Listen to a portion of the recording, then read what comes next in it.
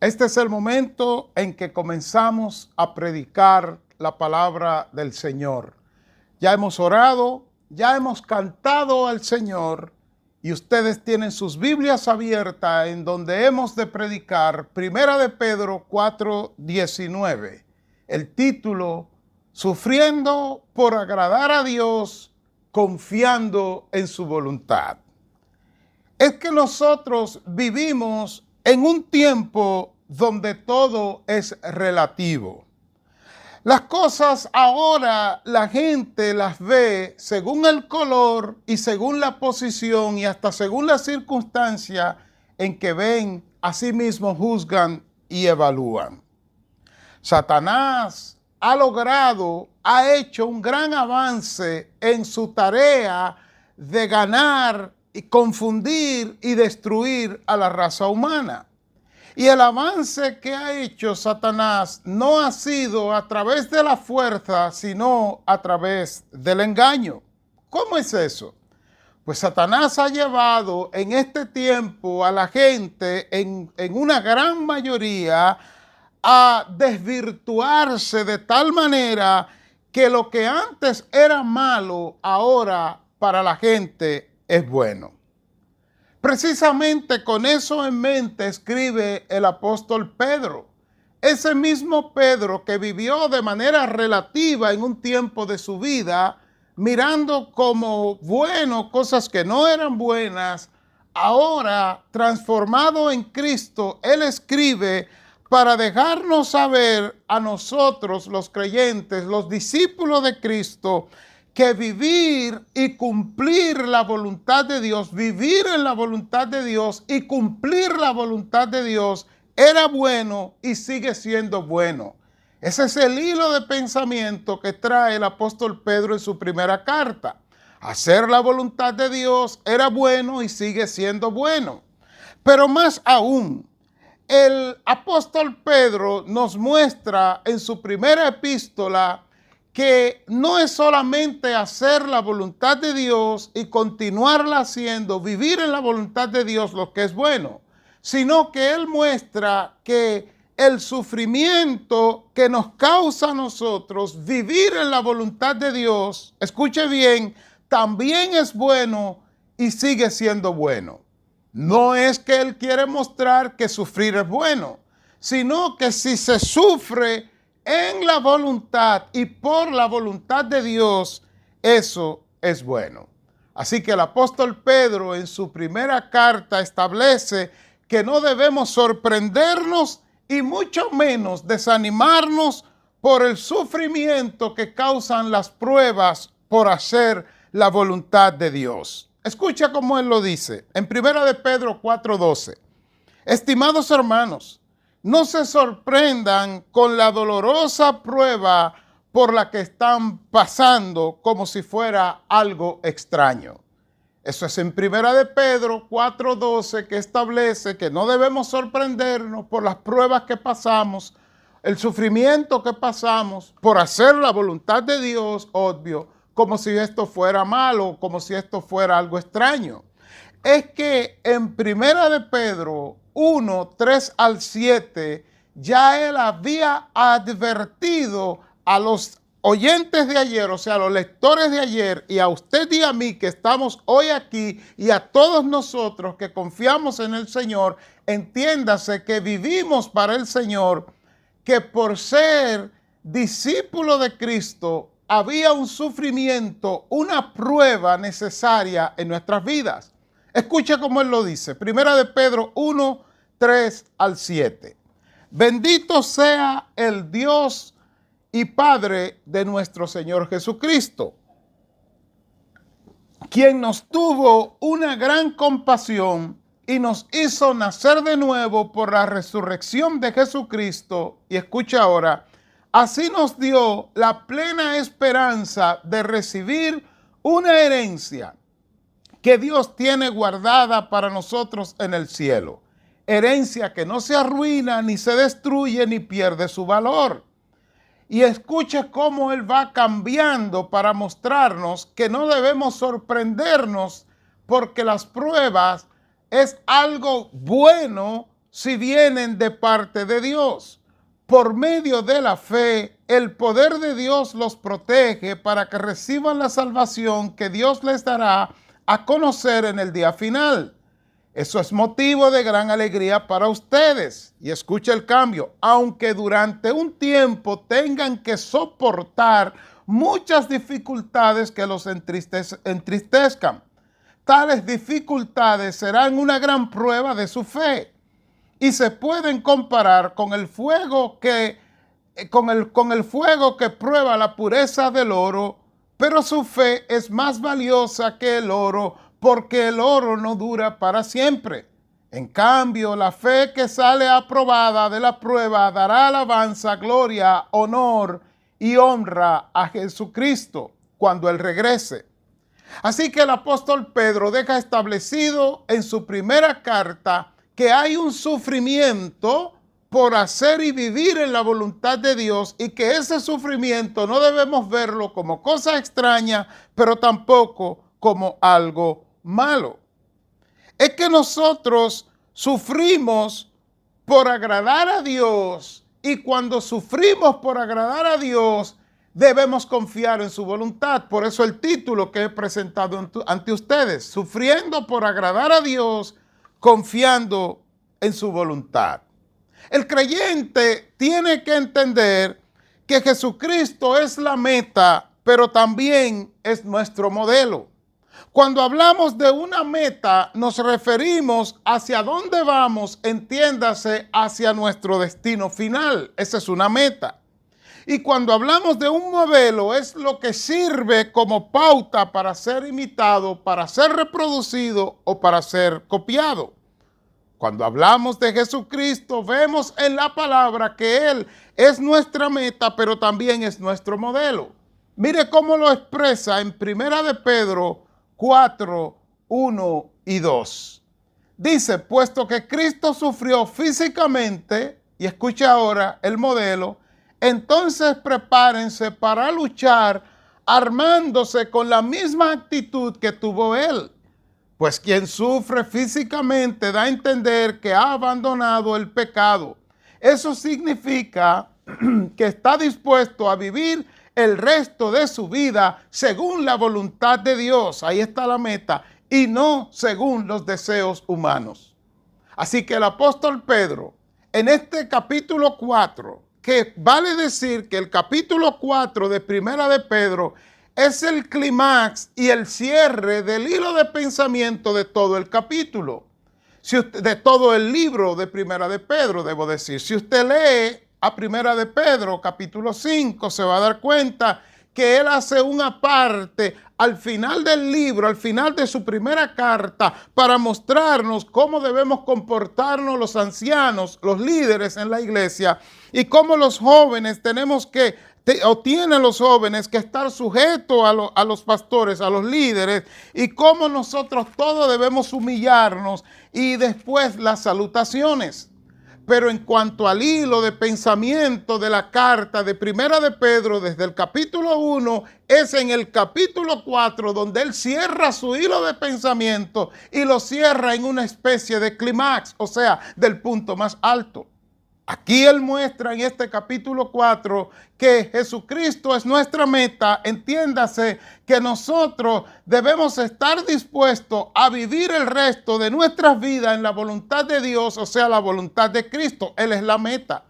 Pero también nos muestra en el versículo 1 que Él sufrió, Jesucristo, físicamente, o sea, en la carne, estando vivo, sufrió.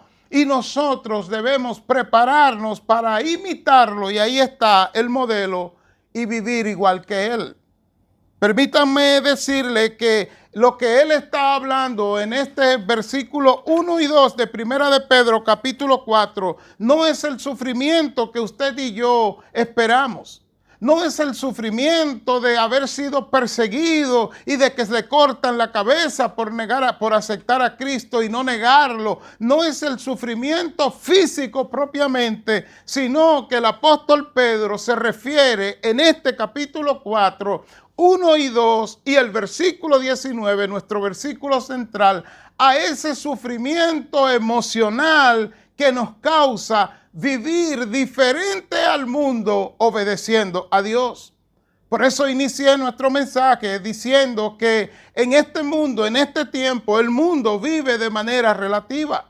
Lo que ayer era malo, hoy es bueno, y lo que era bueno, hoy es malo o ha desaparecido. Y el apóstol Pedro nos deja saber en el cierre de su carta que nosotros no vivimos de esa manera, que hay un precio que pagar por mantenernos firmes en la voluntad de Dios, y ese precio es el sufrimiento que nos causa, no desde afuera, sino desde adentro, el vernos rechazados por la gente, muchas veces por no querer hacer lo mismo que hace el mundo. Cuando nosotros vemos lo que dice la palabra en el versículo 3 de Primera de Pedro 4, dice él: baste ya el tiempo pasado para haber hecho lo que agrada a los gentiles, entiéndase, a los no creyentes. Él dice que andábamos en lascivia, en concupiscencia, en embriagueces, en orgía, en disipación y abominables idolatría. Y escuche cómo viene el sufrimiento de que él está hablando en este capítulo 4, y con el que estamos predicando el título: sufriendo por agradar a Dios, confiando en su voluntad. Versículo 4, escuche cómo lo dice, del capítulo 4 de Primera de Pedro. A estos les parece cosa extraña que vosotros no corráis con ellos en el mismo desenfreno de disolución y os ultrajan. Así que el sufrimiento del que estamos hablando, del que habla la Biblia aquí y del que estamos hablando nosotros, es el sufrimiento de sentirnos separados, de sentirnos ser distintos al mundo y a la vez señalados por el mundo, y nos vemos en una especie de encrucijada. La encrucijada es que nosotros, al sabernos viviendo en la voluntad de Dios, haciendo lo que le agrada a Dios, quisiéramos recibir la aprobación de la gente, la aprobación de los que están al lado nuestro, pero no es eso lo que recibimos. Por eso el apóstol Pedro cierra su carta, cierra su hilo de pensamiento, dejándonos saber que no debemos ceder y que no debemos volver a vivir como andábamos en nuestro tiempo. Versículo 3 del capítulo 4 de Primera de Pedro. Que aunque a ellos, al mundo, no les parezca bien lo que nosotros hacemos, versículo 4, nosotros estamos bien y ellos están mal. Pero usted ve que en la relatividad en que vive este mundo perdido y separado de Dios, nos ven a nosotros como los que estamos mal. Y entonces ahí el sufrimiento. El separarnos para Dios, que tiene un precio, que es la negación a nosotros mismos, y ahora el sentirnos rechazados del mundo, produce un sufrimiento desde nuestro interior. Y eso es lo que trae el apóstol Pedro para decirnos: si ustedes están sufriendo por agradar a Dios, es un sufrimiento que tienen desde dentro, pero deben confiar en su voluntad. Y eso nos lleva a nuestro versículo 19, que es el versículo central. Pero el versículo 19 no puede ser leído separado de los versículos 1 y 2 del capítulo 4 donde estamos, porque ese es el clímax. Ya dije, el 19 es el cierre del 1 y el 2 y el cierre de todo el libro. Leámoslo juntos. Leamos Primera de Pedro 4, 1 y 2 y después veamos el versículo 19. Los versículos 1 y 2 de Primera de Pedro 4 dice: puesto que Cristo sufrió físicamente, entonces prepárense para luchar armándose con la misma actitud que tuvo él. Pues quien sufre físicamente, hablando de usted y de mí, da a entender que ha abandonado el pecado. Eso significa que está dispuesto a vivir el resto de su vida según la voluntad de Dios y no según los deseos humanos. Ese es el versículo 1 y 2 de Primera de Pedro 4, y escuche cómo termina este hilo de pensamiento en el versículo 19. De modo que si sufren de la manera que agrada a Dios, sigan haciendo lo correcto y confíenle su vida a Dios, quien lo creó, quien los creó, pues Él nunca les fallará. Ya expresé que este sufrimiento no es el sufrimiento de ser matado por Cristo, de ser golpeado por Cristo, sino el sufrimiento que desde dentro sale a nosotros, aflora en nosotros, vive en nosotros por el precio de hacer la voluntad del Señor. Y eso es lo que él dice, que a la gente no les parece lógico lo que nosotros hacemos. Claro que no, porque el mundo vive en una relatividad. El mundo vive desconectado de la voluntad de Dios y llamando a lo que es malo, le llama bueno. Pero ¿qué nos dice el texto? Que no miremos eso, sino que sigan haciendo lo correcto. Confíenle su vida a Dios. Así que si bien es cierto que es correcto sufrir por hacer la voluntad de Dios, más correcto es en medio del sufrimiento nosotros confiarle nuestra vida al Señor. Y si nosotros vamos a ver el hilo de pensamiento de este libro, veremos que la razón por la que nosotros debemos sentirnos orgullosos en el buen sentido de la palabra, debemos sentirnos satisfechos, realizados, debemos sentirnos que somos compromisarios del sufrimiento de Cristo en nosotros, porque hay una herencia, dice Pedro, que ya ha sido guardada para nosotros. Eso está en el versículo 4 del capítulo 1. Escuche cómo lo dice, que habla de la herencia que ya el Señor nos ha dado. Primera de Pedro 1:4 dice, una herencia incorruptible, incontaminada e inmarcesible, reservada en los cielos para vosotros. El versículo 5 dice que sois guardados por el poder de Dios mediante la fe para alcanzar la salvación que está preparada para ser manifestada en el tiempo postrero. Así que en este capítulo 4, versículo 19, que nos manda a sufrir, pero a sufrir haciendo lo correcto y confiándole nuestra vida a Dios, porque sabemos que Él nunca nos fallará, dice el versículo. El sufrimiento que nos invita está fundamentado en el precio de la herencia que fue pagada. El precio ya no es un asunto de nosotros, porque ya lo pagó Cristo. El precio de nuestra herencia lo dice el versículo 4 de Primera de Pedro 1. Pero sí, el valor de la herencia nos lleva a sufrir confiando en el Señor. Dice el texto que es una herencia incorruptible, o sea, que dura para siempre, dice el texto antiguo. Que es incontaminada, entiéndase, pura y que no se puede manchar, dice el texto. Es inmarcesible, o sea que nunca pierde calidad ni belleza. Y de manera sorprendente el texto de Primera de Pedro 1:4 termina con una palabra que nosotros muchas veces pasamos desapercibida. ¿Cuál es? Es la palabra que dice que es una herencia que ha sido reservada para nosotros en los cielos. La palabra reservada en nuestro idioma no nos hace sentir nada especial, porque algo que ha sido reservado, la reserva puede ser cancelada en cualquier momento.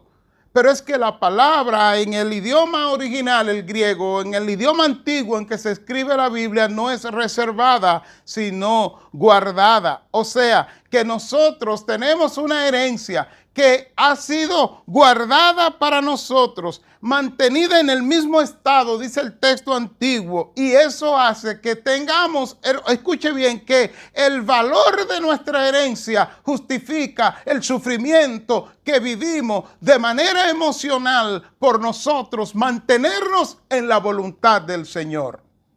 Yo, llegando a la parte final, hago la pregunta: si sufrimos por hacer la voluntad de Dios y nos mantenemos confiando en Dios, ¿en qué fundamentamos esto para nosotros mantenernos confiando en Dios a pesar del sufrimiento? El apóstol Pedro nos dice cómo en el Primera de Pedro 4:19, en la parte final del versículo, él dice, pues Él nunca les fallará. Él nos creó, dice el primero, Él los creó. En otras palabras, Él los conoce. Él conoce lo que son ustedes, Él conoce dónde fallan, Él conoce el valor que tienen, o si no tienen valor ninguno, pero aún así Él ha estado obrando desde la creación en nuestras vidas. Nos conoce, no nos falla, no nos abandona y nunca nos abandonará.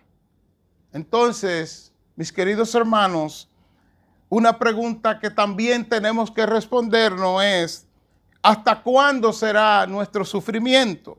Primeramente, permítame mostrarle en la aplicación de este mensaje cómo se ve el sufrimiento del que está hablando aquí.